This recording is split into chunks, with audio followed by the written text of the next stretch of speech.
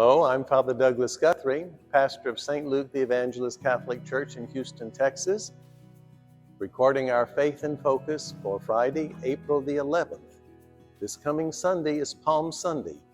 Palm Sunday begins Holy Week, the most powerful, the most painful, the most moving week of the year for the church.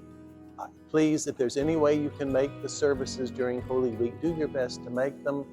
This is where you're reaching out to Jesus, especially when he's suffering and hurting. On Holy Thursday, we celebrate the Eucharist, how at the Last Supper, Jesus gave us himself in Holy Communion.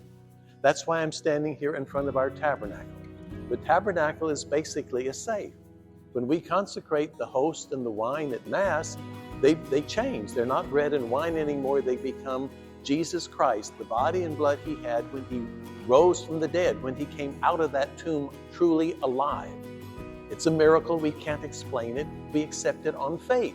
That's what Jesus said, so we believe him, okay?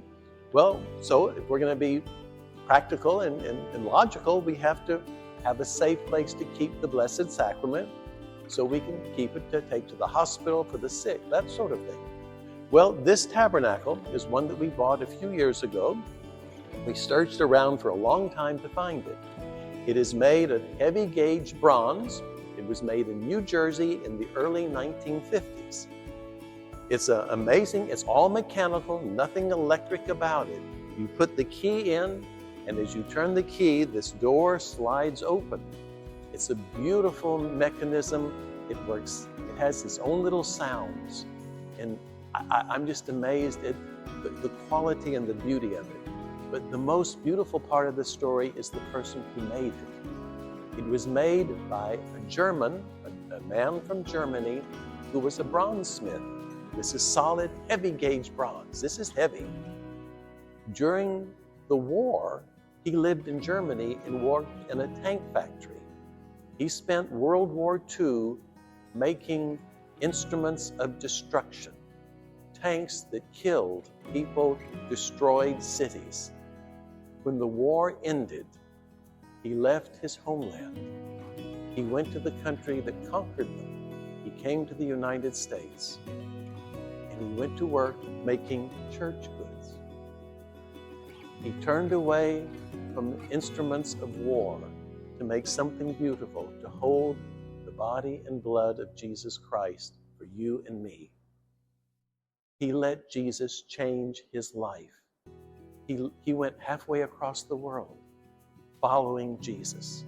That's all I know about the story. I learned that from the people, the agents who sold this to us. It's a beautiful story, isn't it? It was a hard story for him. The war was so ugly. There is no such thing as a beautiful war. Death and destruction and pain and suffering.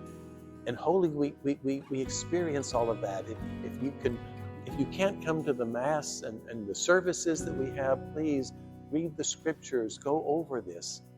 Let the pain that Jesus endured for you and me into your mind and your heart and your soul so that you and I can suffer for him. We're supposed to carry our cross with Jesus, and it's never fun. We don't want to carry a cross.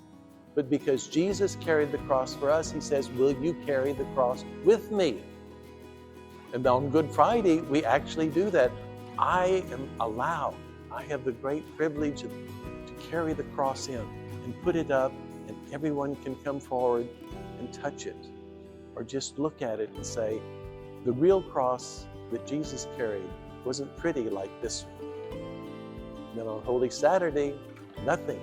We're not allowed to celebrate Mass on Good Friday or on Holy Saturday until the evening. Then we celebrate the Easter Vigil Mass. No Mass at all on Good Friday. It's forbidden by church law. And we can't do any sacraments on Holy Saturday until the Easter Vigil Mass, which will be at 8:30 p.m. on Holy Saturday.